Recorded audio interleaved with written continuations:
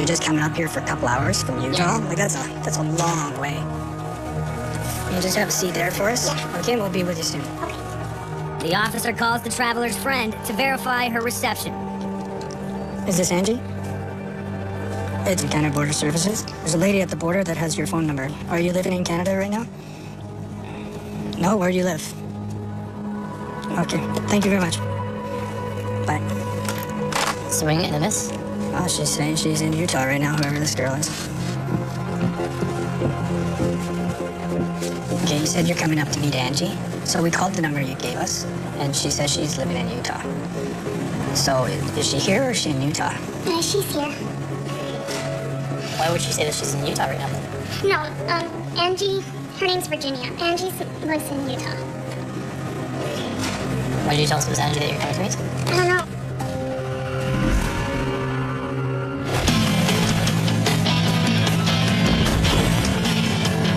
From the tarmac to the carousel, more than 60,000 bags are handled at Toronto's Pearson International Airport every day. Today, Border Services officers are investigating a suspicious suitcase abandoned in a secured area.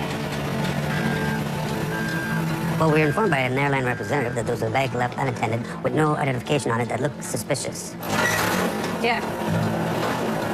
Do you see a bag tag on that? No. Take a closer look.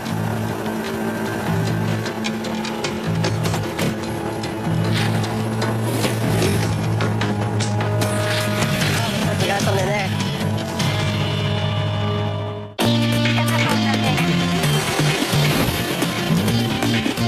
At Vancouver International Airport, the afternoon rush begins, and Border Services officers are on the move. How long are you guys in Canada for? What do you do for it? The Scottish athlete says he's come to join a local rugby team, but his demeanor has officers questioning his game plan. This is your bag? Yeah. You packed it yourself? He told us here he was coming here for rugby games. That's protein shaker.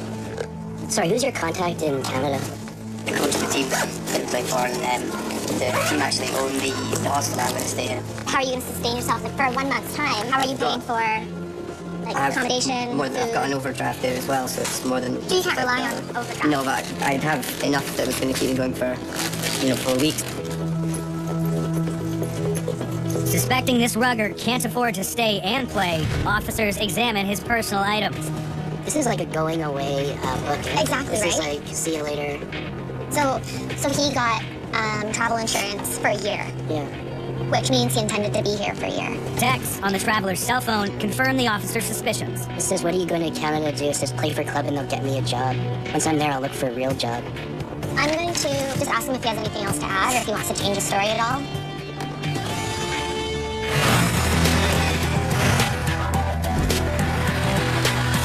At the land crossing, officers want to know why this traveler from Utah is lying about who she's coming to visit. So we called the number you gave us, and she says she's living in Utah. No, Angie, her name's Virginia. Angie lives in Utah. Why did you tell us it was Angie that you're coming to meet? I don't know, I got put in the spot and I didn't know what to. So the story about Angie is the same as Virginia, just gave her a different name? Yeah, So what's Virginia's last name? couldn't tell you.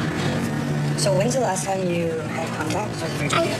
don't know. I just wanted to, honestly, I just wanted to get keychains and gifts. So went from visiting Virginia to keychains to visiting Virginia. I thought if I said I'm just gonna buy things from Surrey, it would sound weird. We still have no idea why she's lying, but the fact that her story changed several times, we still have no idea what she's planning to come here to do. You've had 3 or 4 different stories now. The story, or this lack of story, is very consistent with people who are smuggling drugs into Canada.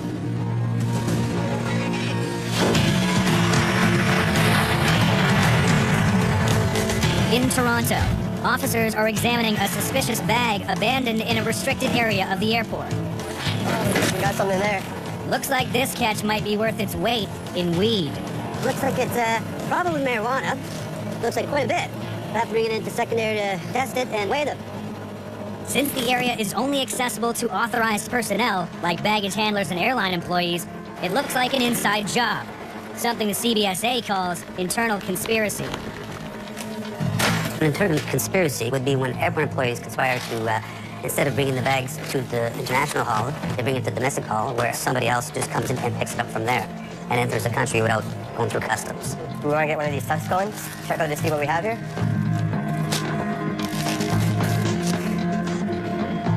The officers perform a cannabis spray test to confirm if this dubious plant is indeed pot. So we have a positive result for suspected marijuana. There was 20 packages, vacuum sealed, with about half a kilogram of suspected marijuana in each. 509. The total weight of the 20 packages was 10.25 kilograms. We called the police, and they come and pick it up, and they're going to do further testing to confirm that it is marijuana.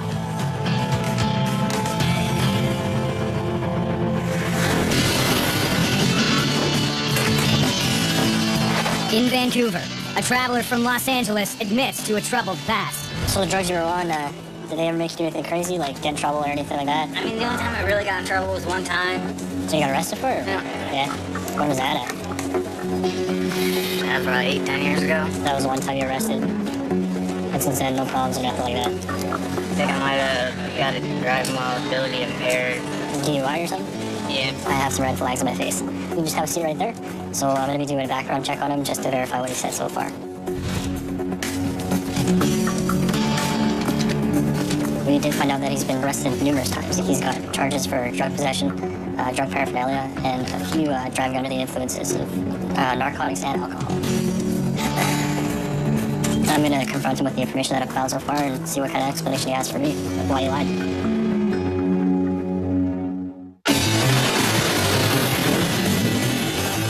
At Vancouver International Airport, Border Services officers are roving the baggage hall, Customs card and passport. watching for indicators that travelers may be hiding something. How many bags do you have? A Canadian resident returning from China claims he has nothing to declare. Why don't you come with me and I'm gonna verify your declaration? He was a little nervous when I started talking to him. Do you want to do me a favor and take your knapsack off first?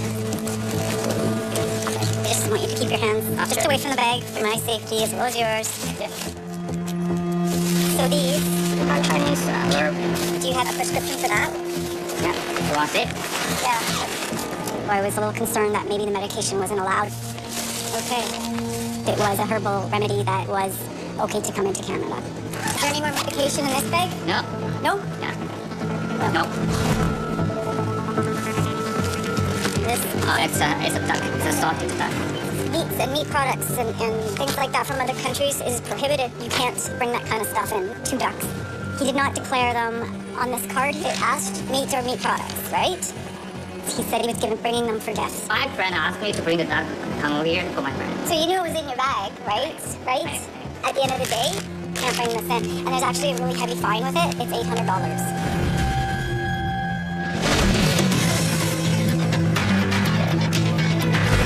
A Scottish athlete says he's just coming to Canada to play rugby. This is, what are you going to Canada to do? It says play for a club and they'll get me a job. But a letter in his luggage says he's already got a job lined up. He's obviously going to be working for that company. He did find a letter of employment. Turns out he's actually coming here to work. Right now, you're in a little bit of hot water. So I'm going to just give you this opportunity to just tell me everything. So originally you said you were going to be playing rugby. Is that part the truth? Yeah, I am here to play rugby. The letter says that you're supposed to be starting work on the 25th. Do you want to explain that? My original plan is to get a work permit and come in and live and work in Canada. I wasn't able to get that before coming. I wanted to come and work in Canada, and rugby was the easiest, so Right. this is a letter. It was printed up for me to get my visa. Yeah, you just tried to circumvent the system, essentially. I've obviously just gone about this the wrong way, or, you know, I've not tried to deceive anybody in any way. The fake letter, it is a very serious offense. You could send him to a admissibility hearing for misrepresentation where he'd be excluded for 2 years.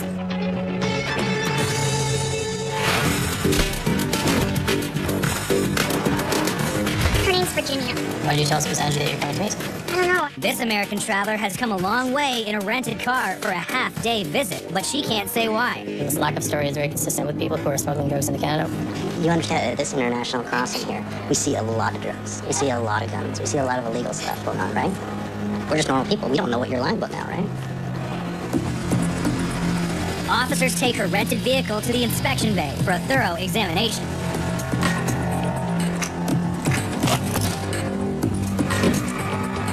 Look for any warning bolts or signs that they flip stuff. in certain places, like they've altered the bumpers or they've dropped the gas tank, anything like that.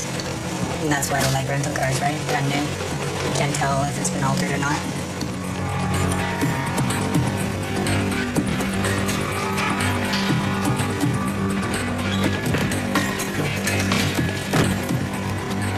Car exam was non-resultant. The officers perform one last criminality check. So we'll get you to look straight into the camera here. Okay. So for this one, I need your two thumbs. Just gonna place it. The traveler is clean, but the damage is done. Unfortunately, she was so untruthful with us that it makes her inadmissible to Canada for the untrue statements.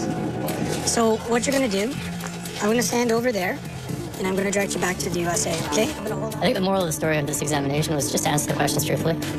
Yeah, you'll go right into the line up there. Okay, have a good day. Don't make up stories because you're just gonna get yourself in more trouble.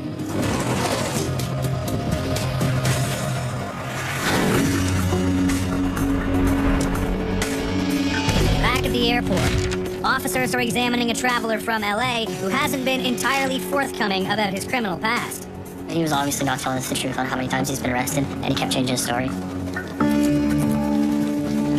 So you haven't exactly been completely truthful with me so far, right? I haven't been. I'm asking you. Yeah, I've been truthful. Completely. Nothing you said was a lie. Oh, I know. How many times have you been arrested? Arrested a lot. A lot. Okay. So not two. Let's be honest. I honestly can't tell you. Okay, let me help you out. You've been arrested 6 times, at least, that I know of. It might be more, I don't know. Okay. Like, this whole thing is just a truth test, right? You're failing the truth test.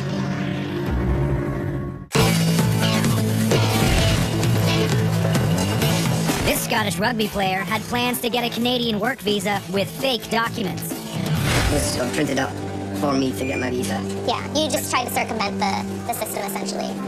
I've obviously just gone about this the wrong way, or, you know, I've not tried to deceive anybody in any way. He does know the proper way to get a work permit. I think he's just made a couple of bad decisions. This is a non-enforcement action, so essentially what that means is you're withdrawing your application Rather than me being... rather than you being kicked out. Okay. Yeah. Essentially, he'll have to go back to Scotland, and he can apply for the work permit there and do it the right way. So I'm going to explain what's going on right now. But there are no flights to Scotland available tonight. If I tell you to report back at a certain time for a flight tomorrow, are you going to show up? Yeah, of course. Okay. The traveler's passport is seized, and he's allowed to enter Canada for the night. I've now got to go back home and spend the next couple of months potentially trying to sort this all out again. So, pretty gutting, yeah. So if you just want to follow me, I'll show you where the